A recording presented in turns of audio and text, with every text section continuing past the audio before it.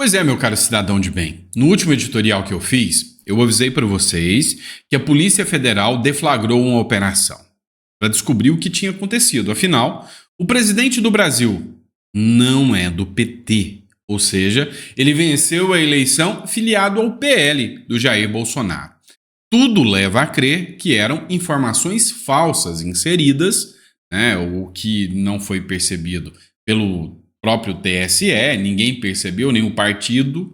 E aí a dúvida que não quer calar é: há uma anulação jurídica da eleição Lula? Eu fiquei de comentar isso no último editorial e acabei passando batido por causa do Thiago Asmar, né? Que para mim o canal dele foi hackeado. Coisa muito esdrúxula aí que aconteceu. Mas vamos falar sobre essa questão. Vamos falar também sobre decisões do Supremo Tribunal Federal. Tem muita coisa. O nosso canal hoje, nesse editorial da hora do almoço, que eu vim aqui filar rango na sua casa, a gente traz muita coisa importante. Então não esquece de se inscrever, curtir, compartilhar. E é sempre um prazer estar aqui com você. Se você é novo, eu sou o Dr. Sandro e a gente está aqui para falar de política na veia. Bora falar? Vem cá. O Milton fez uma publicação, né? Fez um comentário e eu separei desde o editorial passado e esqueci de comentar com vocês. O Milton Lima escreveu o seguinte: Dr. Sandro, esse negócio do Lula ter ganho as eleições de 2022, filiado ao PL, juridicamente pode invalidar a sua candidatura? Vamos entender? Vamos lá. O que aconteceu? O Lula, todo bonitão, saiu de Curitiba com o aval do STF, foi declarado apto a concorrer às eleições. Nós temos o Bolsonaro, que nunca foi condenado por crime, mas é inelegível. Nós temos o Lula, que foi condenado, cumpriu pena, mas é elegível, porque foi retirada, né, a decisão, né, foi cassada a decisão que havia condenado o Lula. E aí o grande ponto é que aconteceu a eleição, houve a eleição em 2022, uma eleição polarizada, muita gente tem algumas dúvidas ali, mas quando se descobre a realidade dos fatos, quem ganhou foi o candidato do PL e não o candidato do PT. Não estou dizendo que foi o Bolsonaro, é porque o Lula estava afiliado ao PL. Provavelmente alguém, né, colocou uma inserção falsa dentro da candidatura do PT. E o que chama atenção é alguém que tinha acesso, login, senha, certificado digital para fazer essa inscrição do Lula ali no PL em vez de PT. E aí a grande pergunta que fica, mas peraí, o presidente estava afiliado a outro partido? Se você fizer uma candidatura e você não tiver filiado no partido, não tiver afiliação nos 6 meses antecedentes, domicílio eleitoral, se você não cumprir as regras, você é cassado. Sua chapa é cassada. E nesse caso do Lula, o Lula deveria ser cassado? Pois bem, não. Porque até onde se sabe, não é a mínima responsabilidade do Lula, né, observar isso. Alguém inseriu dados falsos. E aí, se é para cair o dedão, a unha do dedão, vou te dizer algo pior ainda. O Lula pode até pedir indenização porque houve uma grande falha do Estado em não perceber essa situação e deixar que a eleição ocorresse. Então, não vislumbro a qualquer possibilidade de anulação, né, da candidatura ou invalidação da sua candidatura. Isso nunca será alterado. Até porque não tem culpa do Lula nessa situação. Tá? Então, nunca foi interesse do Lula realizar a sua filiação ao PL. Então, não tem o dolo, não tem responsabilidade, não tem culpa. Pelo contrário, aqui o Lula acabou sendo a vítima. Então, não tem a menor hipótese, né, do Lula ser cassado ou ter a sua candidatura invalidada em virtude disso. Mas já que a gente falou de candidatura, você votaria no Bukele se ele fosse candidato a presidente do Brasil? Mas para isso você tinha que conhecer o nosso livro, entender como é que ele fez lá em El Salvador, como que ele programou. Não, fiz um gatilho mental bom agora, hein? O negócio é o seguinte, o livro está disponível para você fazer o download. Revolução contra o Sistema, literalmente, é uma obra que vai mostrar para você um pouco da geopolítica Mundial, né, de El Salvador, mostrando como que o presidente de El Salvador fez uma matéria, assim, uma ação, sabe, dos sonhos de qualquer país, dos sonhos. Inclusive, grandes vínculos do PT com o partido lá de El Salvador, que era o rei da corrupção. Muita coisa, né, foi exposto nesse livro. Mas vamos lá. Esquecendo o Bukele, agora vamos falar aqui do Brasil, né? Esquece o Bolsonaro, pelo menos por hora. Vamos dizer que ele permaneça inelegível. É o que o Centrão quer. Tem figuras que querem se lançar candidatos.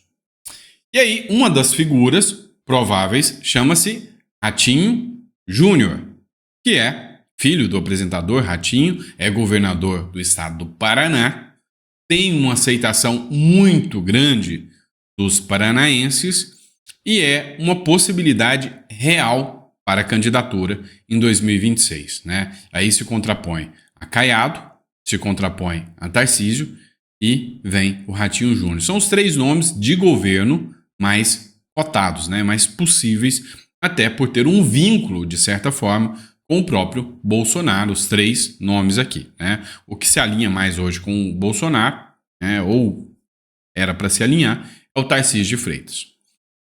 Responde para mim, você votaria nele ou não? Segundo ponto, e se você soubesse que ele é do PSD? Qual seria o seu ponto de vista? Continuaria votando nele?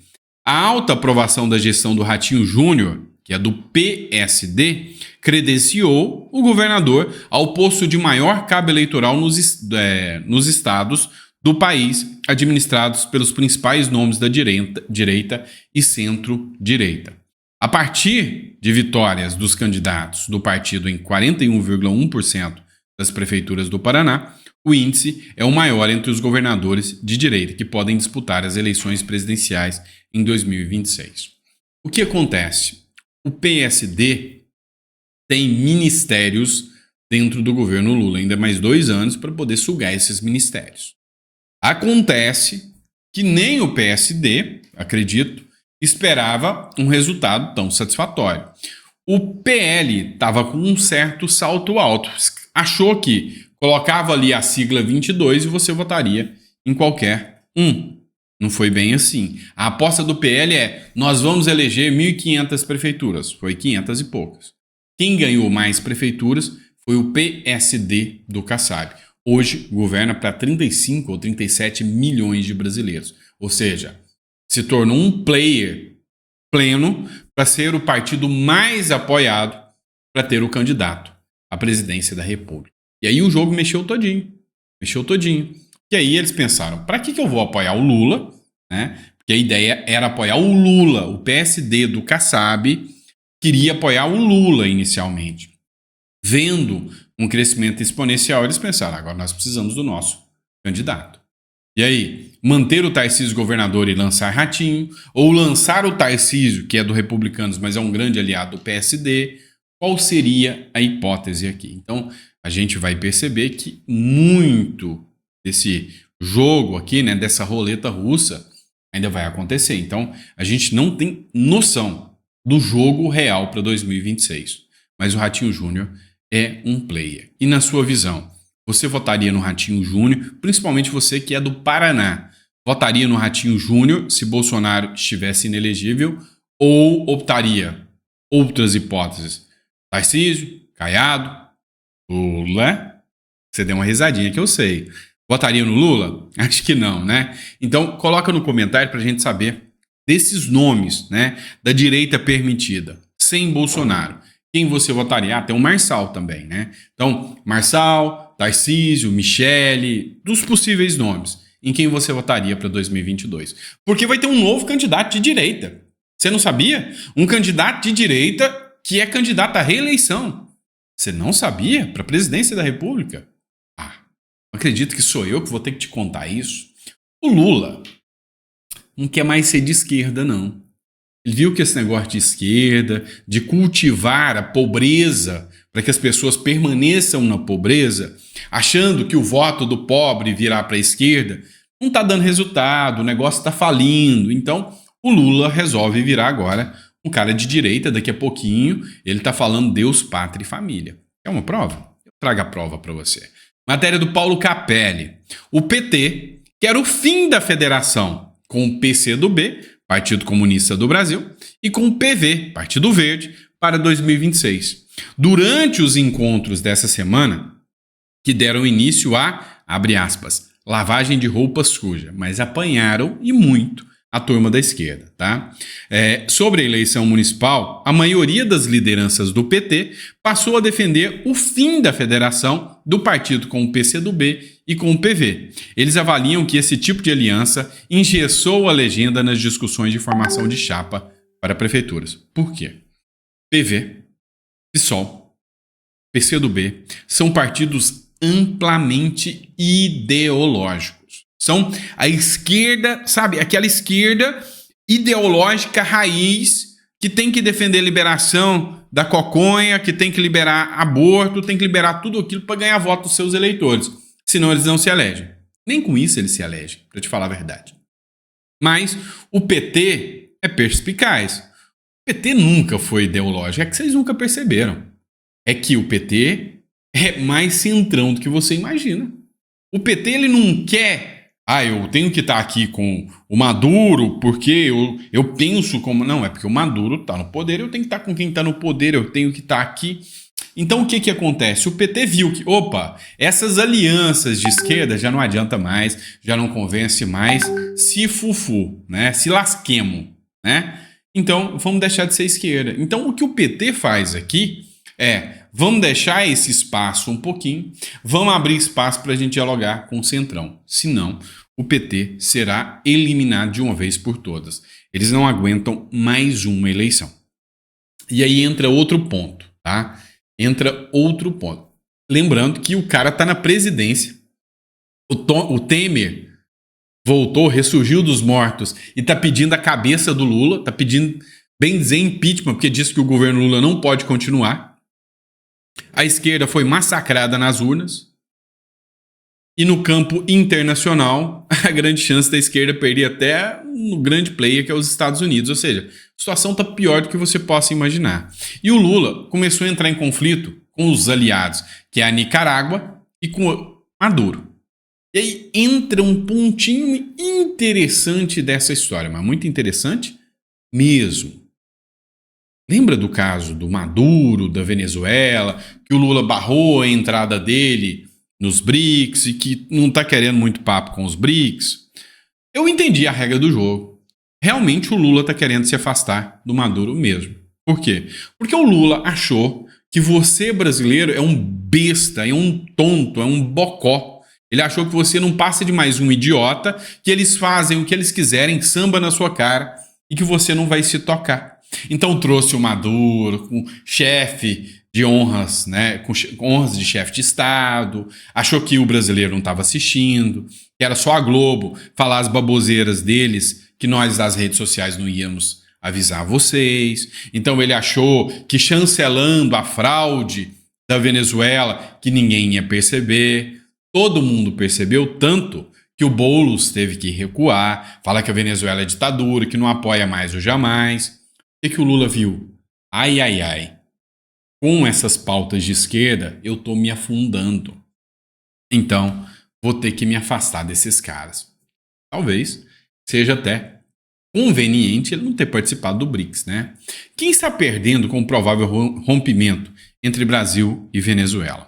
O regime do Maduro decidiu convocar o embaixador do país em Brasília, Manuel Vodel, para retornar a Caracas e fez duras críticas à diplomacia brasileira em meio à tensão nas relações. Além de chamar o diplomata venezuelano para consultas, o governo chavista convocou o encarregado de negócio da Embaixada do Brasil em Caracas, Breno Herman, e expressou repúdio contra as declarações recentes do Celso Amorim. Recentemente, o assessor especial do presidente Lula para assuntos externos explicou o veto da Venezuela ao BRICS. A fala não foi muito bem vista. Então, nesse rompimento, quem ganha? Cara, só o Brasil. O Brasil não tem nada a ganhar com a Venezuela, e isso é fato. Então eu começo a acreditar que por sobrevivência própria, o Lula está se afastando desses países ditatoriais. Mas o grande problema aqui é que, ao afastar desses países ditatoriais, o Lula consegue inimigos que sabem muita coisa sobre ele. Não é à toa que o ditador da Nicarágua, o Daniel Ortega, tá bravo com o Lula e falou: olha, Lula, baixa a sua bola que eu tenho umas coisinhas que eu posso contar sobre você. Tá veiculado aí no Metrópolis. O Daniel Ortega falou: olha, Lula, baixa a sua bola com a Venezuela, que eu sei muita coisa. Eu sei o que você fez no verão passado. Então toma cuidado. Eu tô doido para que a briga continue, para que eu saiba o que o ditador da Venezuela, da Nicarágua, tem para contar sobre o Lula. Quem quer saber aí, escreve eu nos comentários. Vamos lá, pessoal. Outro ponto aqui que me chamou a atenção demais, né, foi essa questão da matéria da revista Oeste, onde o Barroso, né, presidente do Supremo Tribunal Federal, divergiu do ministro Alexandre de Moraes. Aí você pensa, olha, ele pediu absolvição dos presos do 8 de janeiro? Não. O ódio aos presos do 8 de janeiro é inconteste, tá? É uníssono ali.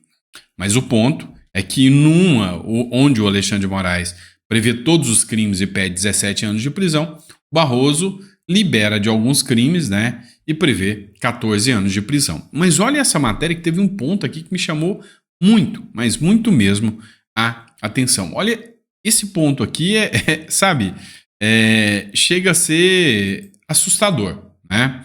Olha só o que diz o Barroso aqui. Barroso diverge de Moraes em condenações do 8 de janeiro.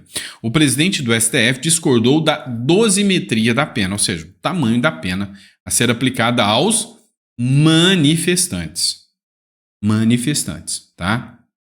Durante o julgamento sobre o 8 de janeiro, encerrado em 25 de outubro, e que condenou 14 pessoas em virtude do processo, o presidente do Supremo Tribunal Federal, Luiz Roberto Barroso, discordou do relator dos processos, Alexandre de Moraes, em 2 casos. Na maioria das vezes, o ministro fecha com o magistrado nas condenações, ou, em outros momentos, segue o colega. No entanto, com algumas ressalvas. Abre aspas sobre o que ele falou.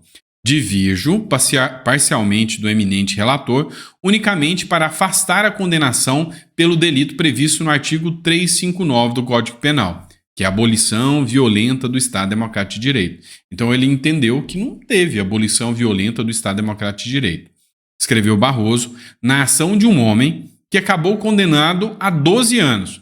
Abre aspas, conforme já destaquei, em casos semelhantes, a meu sentir, as circunstâncias factuais objetivas descritas nos autos se amodam unicamente ao dispositivo do artigo 359 do Código Penal, que é golpe de Estado. Então, ele entende que o golpe de Estado aconteceu, e não aos 2 tipos penais concomitantemente, considerada a tentativa de deposição do governo legitimamente constituído por meio de violência ou grave ameaça.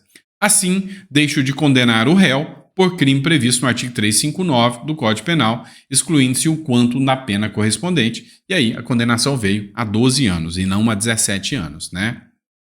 Entre outros argumentos, para condenar os 2 homens, Moraes citou o uso de armas brancas, entre elas estilingue e bolinha de gude.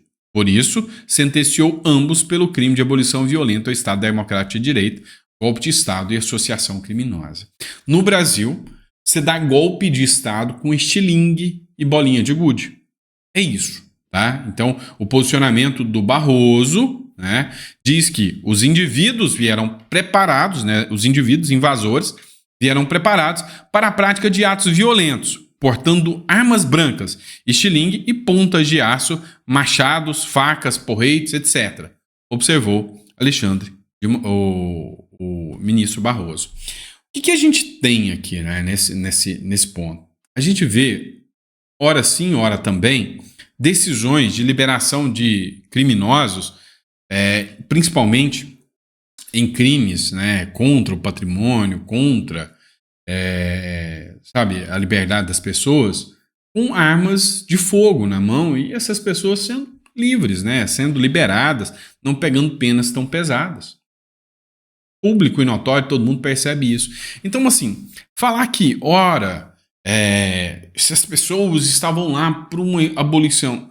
Gente, golpe de Estado se faz com arma de fogo, se faz com exército ou organizações paramilitares. Então, assim, ouso aqui divergir completamente do ponto de vista do Supremo Tribunal Federal, mas o que a gente assiste hoje é só um capítulo assustador da história do Brasil. E aí foi até divulgado uma outra matéria da revista Oeste, né? Moraes cita estilingue e bola de gude ao condenar réus do 8 de janeiro a 12 anos por golpe de Estado e outros crimes. Então, é só no Brasil que bola de gude, né, vira arma poderosíssima contra o Estado. Então, é estranho, né, o momento em que nós estamos passando no nosso Brasil, tá bom? Pessoal, é isso. Se você ficou até o final, deixa nos comentários que ficou até o final. Se gostou do conteúdo, comenta que gostou dos conteúdos, tá bom? E se não fez o download do livro ainda, Revolução contra o Sistema, faz o download do livro. O livro está preparado aí para você, tá bom? Muito obrigado por tudo e vejo vocês no próximo editorial. Um grande abraço.